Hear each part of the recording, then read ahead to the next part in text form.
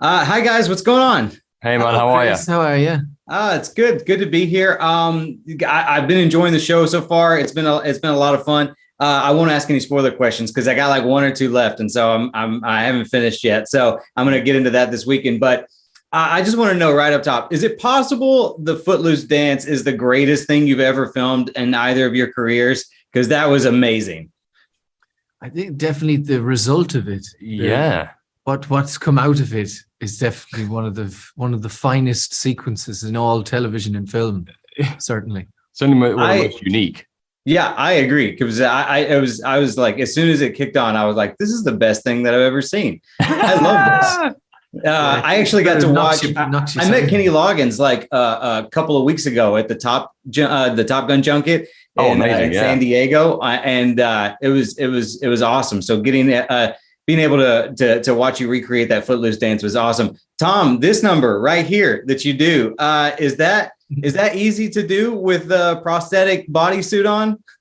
Yeah, it is actually. It's it doesn't take too much of a challenge, but that was such a random move that I came up with when we were just trying to think of. I was trying to think of new moves in the first season for that first dance sequence we ever did. And that came from a night out with mates where I saw this girl trying to get it on with this rugby player. And it was like some kind of weird mating dance that she did in front of him. And me and my friends all remember that dance that she did. So I just threw it in there. So when my buddies saw it on the show, they thought it was hilarious. I loved it. The fact that you call it a mating dance too is even better for me. I love that. So there are a lot of unique superpowers on the show, especially when you compare it to like other comic book properties. And now with the Sparrow Academy, which superpower on the show do you think is the coolest? Like, I wish I could have that power. I mean, Ben's want to be quite good for shoplifting. Yeah. I was a good shoplifter as a kid. Were you? Yeah. I'm still a good shoplifter. I mean, not like little stuff like chapstick or something, things I forget to pay for. Chocolate bars and that. Oh, yeah. In the UK, they have the self-checkout. I think they have it here now, the self-checkout thing. Some of the stores are, I have to say, being the good boy that I am, I've never done it, but you could easily get away with just walking out and just pretending to bleep through self-checkout. In London, I don't know how secure they are, but now there's supermarkets with absolutely no checkout. What? I see them. There's one in Dalston. How does that work? Amazon supermarket. How do you pay? Just pick up the stuff and walk out the door. I don't know how it works. Wow. Mad. I've never heard of that. Paying? Like you ordered it and then you go in and just pick it out. Yeah, I'm not sure, to be honest. I don't know how. That's trusting. But it's a reality in Dalston, London. Also, I got to say, Robert, your physical comedy in this is top notch. When you get punched and go over the table, that was just quality work. Yeah, that was all me as well. Yeah. I know. I was like, that's solid. There's also this montage of you getting hit by cars and buses. How did that experience compare to your other stunt work on the series? Other stunt work. I'm very fortunate on this series that when 99% of the stunts are happening, I'm either at home or sitting in my trailer stroking my cockatoo. Sorry, I couldn't help it. But yeah, the montage of me getting thwacked over and over by cars and buses and stuff, it was good fun in that we were all laughing about the thing we were making, but it was also a long day with an endless wind hitting us and really, really flat Ontario farmland with loads of lying down next to loads of gigantic exhausts of trucks going, right, another take. So logistically, it was quite complicated and a pain in the arse, but it was good fun though as well. It was a good laugh. It's just weird conditions.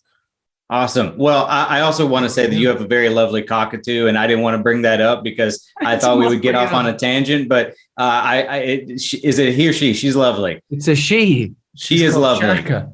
Thank you guys so much for taking the time to talk to me. I really appreciate it, and enjoy the rest of your day. Hello, guys. How you doing? Hey, how's it going? I love its background.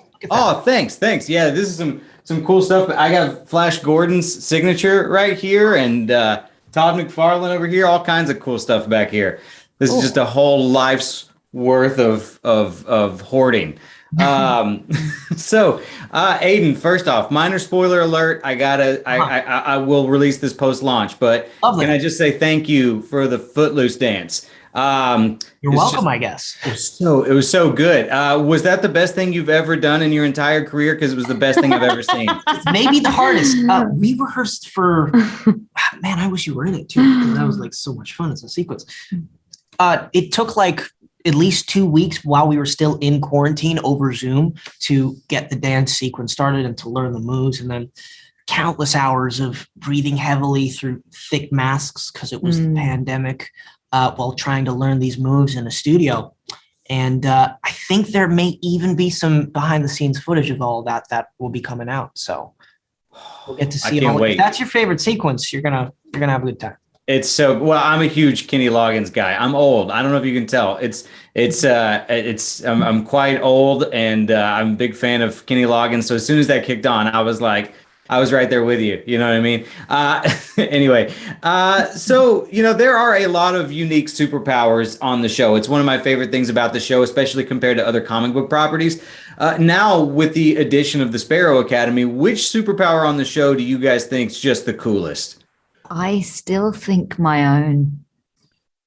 When I was thinking about this question myself, I was like, Lila's powers are pretty cool. The only thing that gets me hung up on yours is that, like, if there were no other superheroes around, and then I was like, well, then you can't really, what can you do? I don't know if you can do anything with it. Oh, yeah. My brain just thinks, now.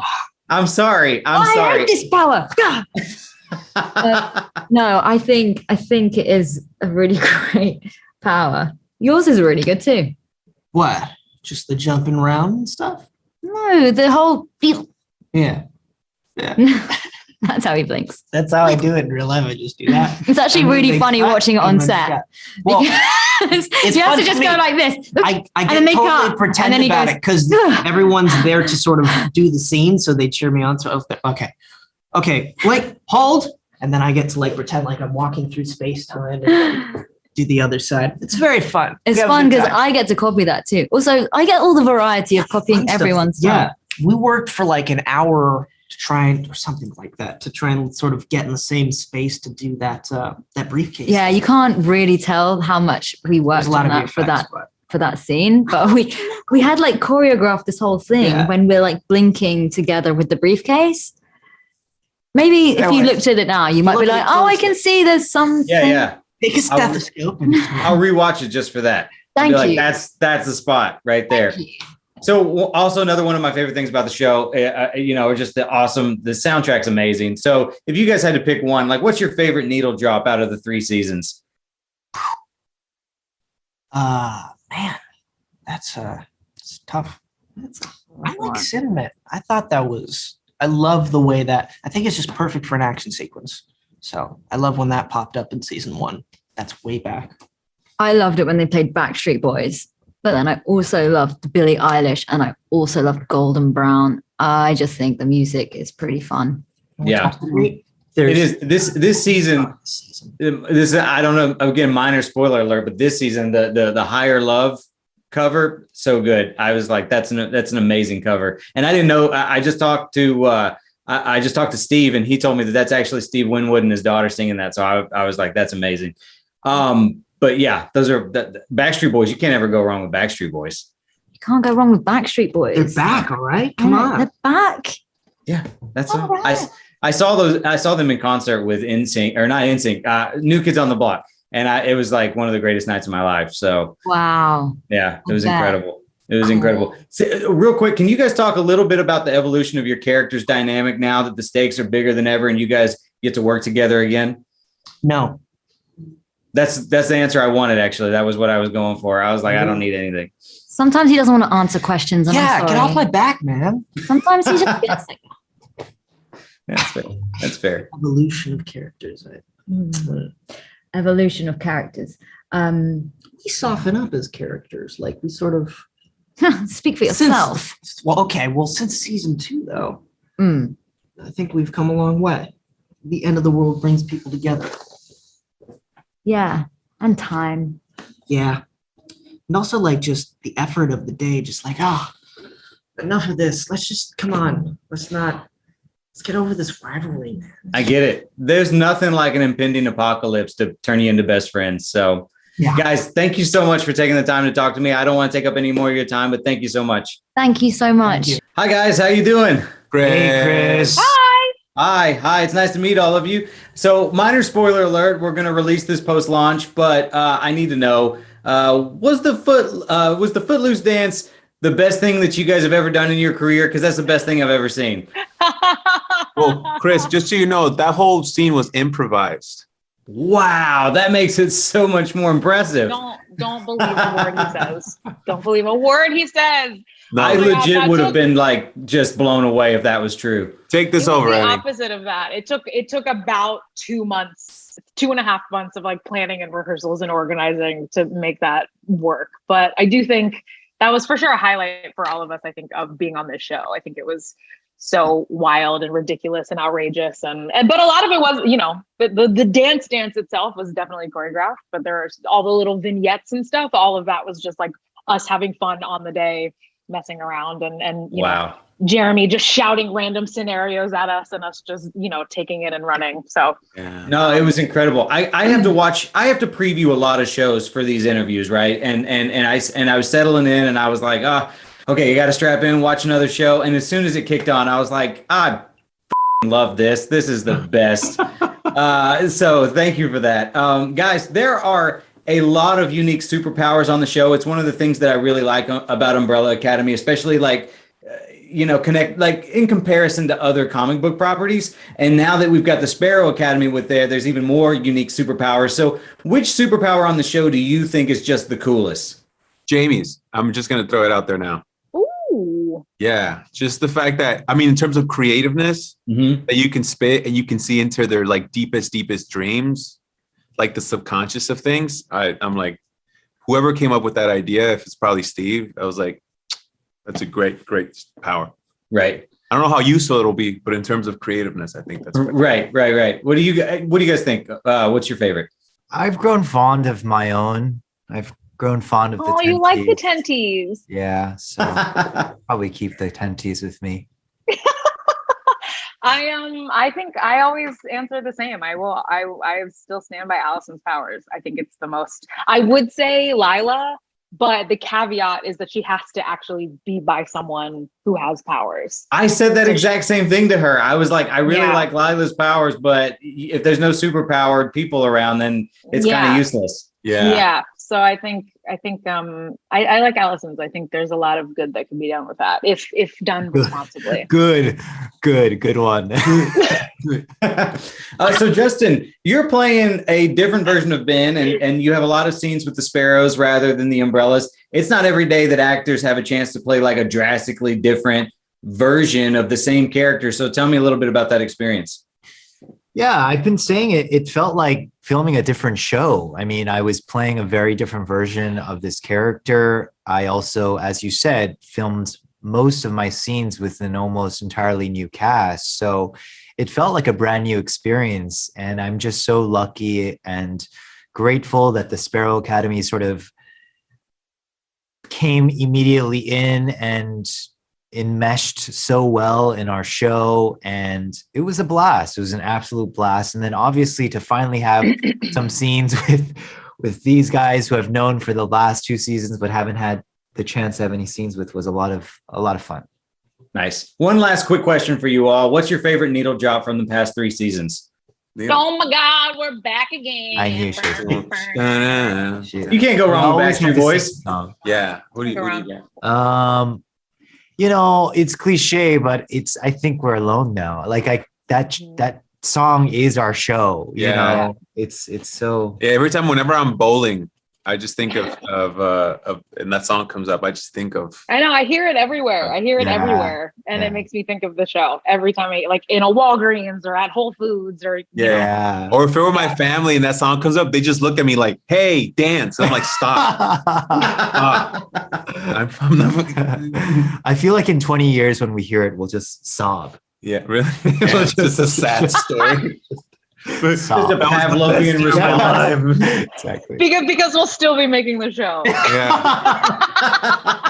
Yeah. Zing. Yeah. All right. Like, remember Awesome, when we guys. were all in our I don't want to take up any more of your time, but thank you so much for taking the time to talk to me. You guys are awesome. Thanks, Chris. Thank you. Bye. Bye. Hi, Steve. It's nice to meet you. Nice to meet you too. Hi. Hi. Minor spoiler alert. Very minor, I think, but I have to tell you first off, and we'll release this post launch. But can I just say thank you for that? Can I say thank you for that Footloose scene? I loved it too. It was so much fun to do. When you guys were filming, did you get to partake in any of that Kenny Loggins action? I didn't, in the sense that I didn't have to rehearse it, but it was, a very big deal to get it right. We didn't use any dance doubles, and we were in the height of COVID, and those actors worked through Zoom. The first rehearsals, they had their laptops open. They're standing 10 feet away. Then they went into a studio with masks and shields. And we finally got onto set, and it was wonderful because, we're all in a bit of a dark place with COVID. And then doing that dance, the laughter was there. The crew got buoyed. Like, it was just 5 amazing days of just joy on set. Wow, 5 days too. I would have never imagined it would have taken 5 days to film that. But as soon as it kicked on, I was like, "Oh, this is great. This is so much fun. I loved it." Has there ever been a song that you wanted that you couldn't get, or has the popularity of the show headed into the 3rd season made it easier? Oh, there's many songs I want to put in I can't get, either because they're so expensive it would cut like half of our entire music budget, or the artists themselves don't want the songs used. There's many artists now that just won't let their songs be released. Mm-hmm. I feel very fortunate, like even last year, I was able to get Adele to let us use the Swedish version of Hello, but I had to write her a letter because she said no initially. And I had to say that the young woman who's singing it was in a small town in Sweden, and it was really important to her, and to give her a chance. And they wrote back and said yes. So sometimes it takes a little bit of that extra personal touch to get, a song. But yes, there's been plenty of rejections. Okay, I want to ask you this for my own personal input, but who sings the cover of Higher Love? Because that was beautiful. I love that. I found that is Steve Winwood and his daughter singing. Okay, I knew it was Steve Winwood was the original, but I didn't know that was his daughter. I'm blanking on her first name. She's a beautiful voice. That's the two of them singing his song together. That's amazing. Yeah. I loved it when I was listening to that. So one of the big things going on with the season is the transition with Victor. So how much input did Elliot Page have on Victor's coming out storyline this season? A ton. I mean, it was so important that Elliot was part of that storytelling. So once Elliot told me that in life he was going to make this transition, there was no pressure on me to not do it or do it, but it felt important to try to do that story. So, I went to GLAAD. I talked to Nick Adams at GLAAD, and then I went to this wonderful trans writer named Thomas McBee. And in collaboration with Elliot, we sort of worked on what that story would be and how we would do it. And it was really important to us not to make it the story of the show, which you could easily have done. We just wanted it to be a beautiful moment that was sensitive, that was real. And in a world where there's so much, anti-trans in the South, that we really wanted to tell a pro-trans story. But, it was totally collaborative right through. Well, I thought it was exceptionally well done personally. Thank you. You're kind of in a place now where you're past the comic book storyline in certain spots. Was it challenging to take the Sparrow Academy and expand them beyond what we've seen so far in the books? It wasn't challenging because, I have a great relationship with Gerard Way. He's a busy guy. He's on tour with the band right now. But he has a good sort of idea what he wants going forward. But we've also got to the place where we see the TV show and the graphic novel as being somewhat symbiotic, but on their own paths. My goal is not to take the show away from where he's going with the graphic novel, but not everything translates because of money. Sometimes it's just so weird. I don't know how we do the TV version of it, but we're close enough that, I have a good sense of where he's going, and I love to sort of use it as the springboard or the inspiration for ours. So we never want to be on our own path without Gerard and Gabriel's influence in the show. I think they're catching up with their next volume. I don't want to tell when it's coming out, but I think, there is more material coming. And next season, if we get lucky to have the season 4, we'll get to answer some major questions that we've set up in earlier seasons. Amazing. I can't wait. Thank you, Steve, so much for taking the time to talk to me. I really appreciate it. It was a pleasure. Have a good day.